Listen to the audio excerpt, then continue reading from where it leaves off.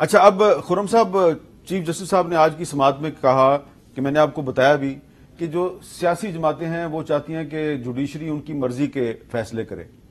تو یہ ایک ان کا ایک ریمارک ہے، لیکن ہم نے یہ دیکھا ہے کہ سیاسی جماعتیں جو ہیں وہ ڈیل کرنے کی کوشش کرتی ہیں جوڈیشری کے ساتھ. اب جیسا کہ اعظم نذیر تارڑ صاحب نے بتایا کہ 2 جونیئر ججز جو ہیں ان کو کہیں سے سفارش کی گئی تو ان کو یہاں پہ تعینات کر دیا گیا. اس کا مطلب ہے کہ جوڈیشری اور وہ جہاں سے سفارش کی گئی تھی وہاں پہ کولیبوریشن تھی. تو یہ آپ سیاستدان اسمبلی میں بڑی اچھی تقریریں کرتے ہیں، آج بھی بڑی دھواں دار تقریریں ہوئی، آپ کیوں ڈیل کرتے ہیں کبھی اسٹیبلشمنٹ کے ساتھ کبھی جوڈیشری کے ساتھ؟ یہ اس کا اصل جواب تو اعظم نذیر تارڑ صاحب غالباً اس کے اوپر معذرت بھی کر چکے ہیں اپنے ووٹ کے اوپر. لیکن حقیقت یہی ہے کہ سیاستدان کی ہمیشہ کوشش ہوتی ہے کہ اگر پرامن طریقے سے سسٹم کو آگے چلایا جا سکتا ہے تو آگے چلایا جائے، لیکن وہ نہیں چلا. کیونکہ یہ جو پوری ایپیسوڈ ہوئی ہے جس کا ذکر کیا کہ جی چائے کے اوپر گفتگو ہو جاتی تھی، اب جسٹس اطہر ملانہ نے باقاعدہ طور پہ اپنی ڈسینٹ میں نوٹ کیا ہے کہ عدالت کے اینٹی روم میں یہ گفتگو ہوئی چائے کے اوپر، اور یہ فیصلہ ہوا کہ 4-3 سے اس کو مسترد کیا جا رہا ہے. اب یہ ان رائٹنگ ہے نا، یہ تو نہیں کوئی بحث کی بات نہیں، انہوں نے ان رائٹنگ، اب وہ ریکارڈ کا حصہ بنے. اب اگر بعد میں آ کے وہ فیصلہ 3-2 ہو جائے تو پھر ہم کہاں جائیں، ہم کس سے رجوع کریں؟ کیونکہ یہاں صرف ایک بہت سیریس مسئلہ ابھی سب کھڑا ہو گیا ہے جس کی وجہ سے پارلیمان کو بھی اب زیادہ سٹینس لینا پڑ رہا ہے کہ یہ جو ہمارے حقوق کے محافظ ہیں ان کی نگرانی کون کرے گا؟ ہو ول گارڈ دا گارڈینس؟ کہ اگر عدالتیں جو ہیں وہ ایک مستقل کبھی 63 کے اوپر 63 اے کے اوپر اپنے غلط فیصلے دے رہی ہیں، اور میں کھل کر کہوں گا کہ بالکل غلط فیصلہ تھا جو انہوں نے ٹوسٹ کیا اور اس کے نتیجے میں ووٹ دینے سے روک دیا گیا، پوری پنجاب اسمبلی تلپٹ ہو گئی صرف سپریم کورٹ کے فیصلے. یہ ایک آپ کا ہو سکتا ہے، ہاں تو دیکھیے آپ کا ایک ٹیکنیکلی ایک صحیح ویو ہوگا، لیکن ایک عام آدمی کی نظر سے دیکھیں کہ سیاسی وفاداری تبدیل کرنے والے لوٹے member of the national assembly کو ووٹ دینے سے روکا ہے. آپ یہ بھی تو دیکھیں نا، ایک سیاسی پہلو. دیکھیں نا بات یہ دیکھیں، آپ یہ ضرور کہیں کہ یہ اس شخص نے اپنی سیاسی وفاداری تبدیل کی ہے، اس کو اس کی سزا ملنی چاہیے. ووٹ سے نہیں روکا جا سکتا. دیکھیں جس طرح آپ نے پاکستان کے جو ووٹرز ہیں جب وہ ووٹ ڈالنے جاتے ہیں ان کے اوپر کوئی شرط نہیں ہے کہ جی آپ یہ شرطیں پوری کریں گے، شرط ایک ہی ہے کہ کیا آپ اس ووٹرز رولز کے ممبر ہیں یا نہیں ہیں.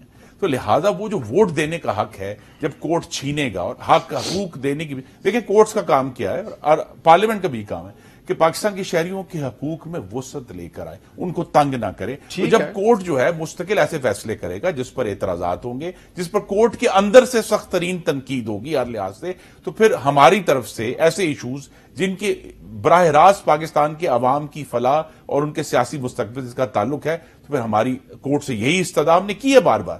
مثلا یہ ایک سوال ہے اور میرے اپنے دونوں سینئر کالیگز کہ فل کورٹ بنانے میں کیا چیز مانے ہے، اور اگر اب میں اجازت دیں اگر میں بڑے ادب سے عرض کروں کیا چیز مانے ہے جو جسٹس اطہر ملانہ نے کیا ہے کہ انصاف کی قوام میں سیاستدان. اچھا، اب عابد زبیری صاحب، ایک سوال یہ پیدا ہوتا ہے کہ سپریم کورٹ کا ہر فیصلہ جو ہے وہ ہمارے لیے قابل احترام ہونا چاہیے.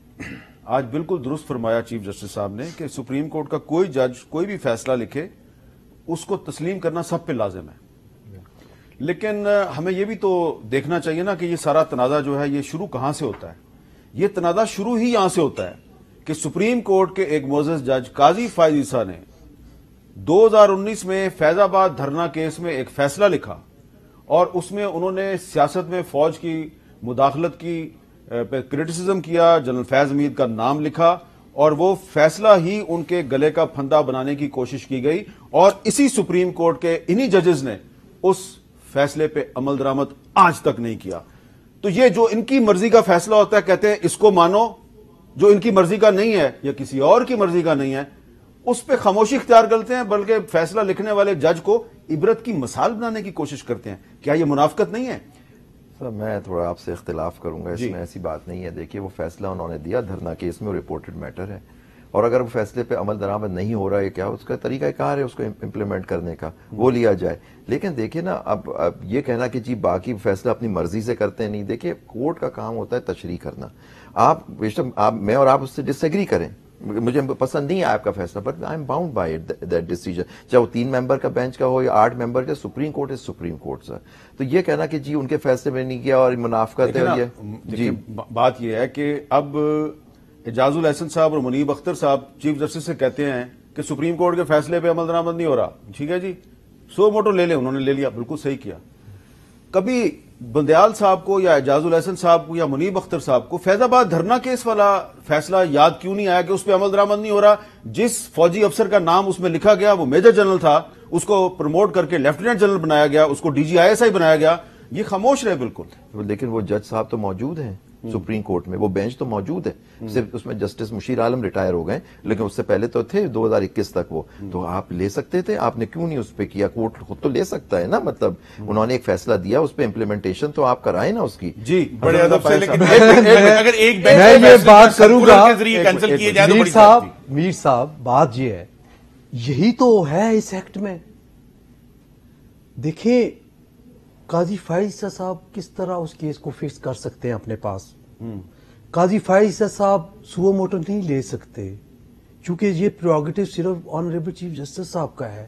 کس طرح وہ امپلیمنٹیشن کرائیں؟ اور تیسری بات بڑی امپورٹنٹ ہے، آپ کا کوسچن بالکل ٹھیک ہے، کیا اس فیصلے میں کوئی آئین کی خلاف ورزی کی گئی؟ آئین سے ہٹ کے کوئی بات کی گئی؟ کیا آئین میں یہ درج ہے کہ فوج کا کوئی میجر جنرل یا لیفٹیننٹ جنرل اس طرح انٹرفیئر کرے گا؟ کوئی ایسی بات نہیں ہے. اور مظاہرین میں پیسے بانٹے گا، اور سامنے مووی بنی ہوئی ہے کہ مظاہرین میں پیسے بانٹے جا رہے ہیں، سفید لفافے ہیں، ان میں 2-2 5-5 ہزار روپے موجود ہے، باہر وہ گن رہے ہیں، یہ بھی دیکھا گیا ہے. تو اس میں اب بات صرف یہاں پہ آتی ہے کہ یہ جو ایکٹ ہے Supreme Court procedure and practice act, اس میں پہلی دفعہ لا منسٹری نے بار کونسل کو اعتماد میں لیا.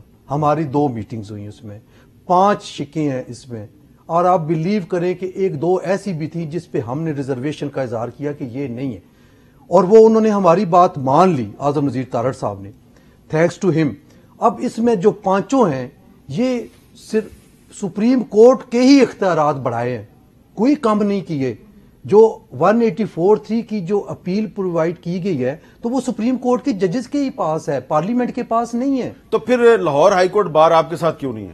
لاہور ہائی کورٹ بار وہ چونکہ اس کے صدر اشتیاق خان صاحب، میں بتاتا ہوں صدر سپریم کورٹ بار آپ کے ساتھ کیوں نہیں ہے؟ میں بتاتا ہوں وہ ہیں جو اشتیاق خان صاحب جو ہیں وہ ہیں PTI کے باقاعدہ کارکن ہیں. جیت کے سب سے پہلے وہ تو اعتزاز حسن صاحب جیت کے پیپلز پارٹی کے باقاعدہ آفس بیرر ہے، لیکن اور سردار لطیف کھوسہ صاحب پیپلز پارٹی کے باقاعدہ کارکن ہیں، لیکن وہ اپنی پارٹی سے اتفاق نہیں کرتے. وہ میری عرض تو سنیں نا، میری عرض تو سنیں سر. بات یہ ہے، صدر صاحب بیٹھے ہیں نا سر، ہمارے بھائی ہیں، موجود نہیں ہیں، آپ ان کے بارے نہیں، میں میں آپ کی بات کر رہا ہوں نا، میں ان کو ڈیفینڈ کر رہا ہوں. ہمارے بھائی ہیں، یہ آج ٹی وی بیٹھ کے مجھے بھی PTI کے کارکن کہتے ہیں. یہ جیتے ہوئے ہیں نا، سپریم کورٹ بار ایسوسی ایشن کو یہ ریپریزنٹ کر رہے ہیں. 1 ووٹ سے جیتے چاہے 1000 ووٹ سے جیتے، یہ جیتے ہوئے ہیں. He is president of the bar. تو Ishtiaq Khan is the president of the Lahore High Court bar. میں وہی کہہ رہا ہوں نا، میں عرض کر رہا ہوں وہ ہیں باقاعدہ PTI کے ورکر ہیں، انہوں نے وہ PTI کا جھنڈا ڈالا ہے. اس میں کوئی اعتراض کی بات نہیں اگر وہ ورکر ہیں. اب بات یہ ہے، دوسری بات تو وہ کر رہے ہیں نا. کہنے کا مطلب یہ ہے کہ ہمارا دیکھیں. اچھا، سیکرٹری صاحبہ جو ہیں لاہور ہائی کورٹ بار، ہاں جی، وہ بھی ورکر ہیں پیپلز پارٹی کی. وہ پیپلز پارٹی وائس پریزیڈنٹ جو ہیں وہ ممبر ہیں کسی پارٹی. سر میں عرض کرتا ہوں، سیکرٹری صاحبہ نے الیکشن سے 1 ہفتہ پہلے انصاف لائرز فورم کے ساتھ ان کی کمٹمنٹ ہو گئی، ان کو انہوں نے ووٹ دیے. یہ بالکل آن ریکارڈ ہے.